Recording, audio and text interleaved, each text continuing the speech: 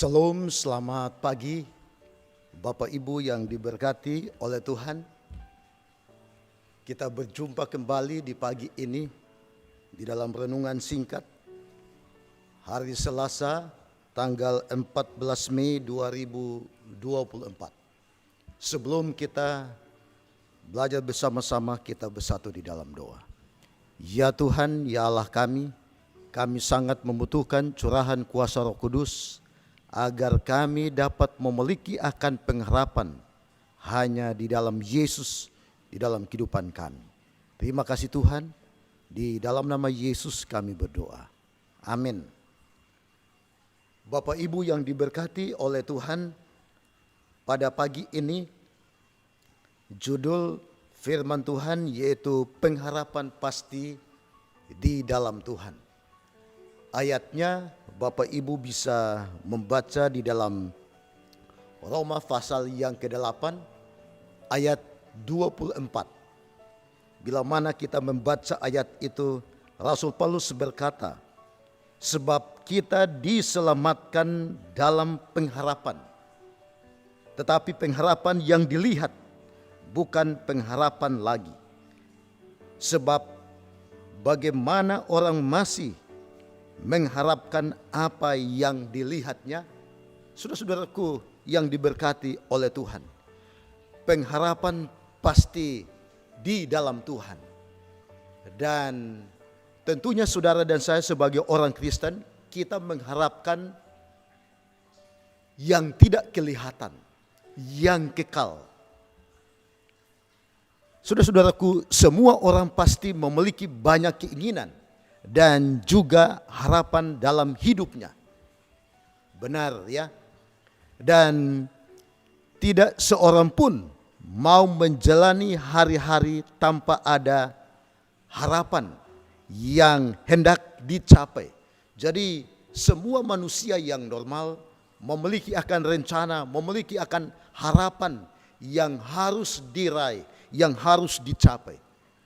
Seorang petinju demikian, dia tidak sembarang memukul dan tujuannya agar bisa menang. Seorang yang duduk di bangku kuliah atau bangku sekolah pun tentunya dia tekun, dia berharap dia sukses di dalam pendidikannya. Dan semua manusia memiliki akan harapan yang baik itu. Saudara-saudaraku, siapakah di antara kita yang tidak ingin menjadi orang sukses? Tidak mungkin. Semua kita rindu atau ingin menjadi orang yang sukses, orang yang mapan, ya, orang yang masa depannya cerah. Dan untuk meraih kesuksesan, masa depan yang cerah, maka itu ditentukan saat ini. Apa yang kita lakukan saat ini akan menentukan akan masa depan yang penuh gilang gemilang. Orang Kristen demikian. Kita berharap bila mana saudara dan saya setia, saudara dan saya tekun percaya kepada Yesus, maka saudara dan saya akan menerima upah atau pengharapan yang datang dari Yesus Kristus. Maka dari itu adalah bijak bagi kita sebagai orang percaya untuk tidak menggantungkan akan pengharapan kepada hal-hal yang kelihatan. Karena tidak ada satupun yang bisa kita harapkan atau kita andalkan di dunia ini. Saudara-saudaraku, kadang kita berharap kepada seseorang, kadang kita berharap kepada pemimpin, kadang kita berharap kepada manusia. Dan pemazmur mengatakan jangan percaya kepada manusia, tetapi percayakan hidup kita kepada Tuhan Yesus. Saudara-saudaraku, sebab sebagaimana orang masih mengharapkan apa yang dilihatnya, tetapi jika kita mengharapkan apa yang tidak kita lihat, dan kita menantikan, ya, kita menantikan apa yang tidak dilihat oleh mata manusia, yaitu hidup yang kekal, yaitu Yesus, yaitu keselamatan di dalam Yesus. Oleh sebab itu Injil Yohanes menulis di dalam Yohanes 10 ayat 10 bagian B, firman Tuhan mengatakan, Aku datang supaya mereka mempunyai hidup dan mempunyainya dalam segala kelimpahan.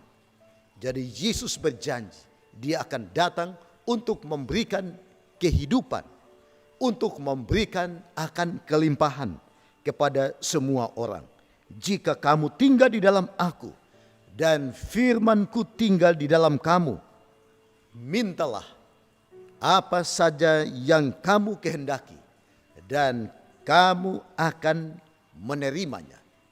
Yohanes 15 ayat yang ke-7. Saudara-saudaraku, bila kita berharap kepada Yesus, pengharapan itu tidak pernah akan mengecewakan kita. Itu juga yang dituliskan Rasul Paulus kepada jemaat di Roma. Di dalam Roma pasal yang kelima ayat yang kelima.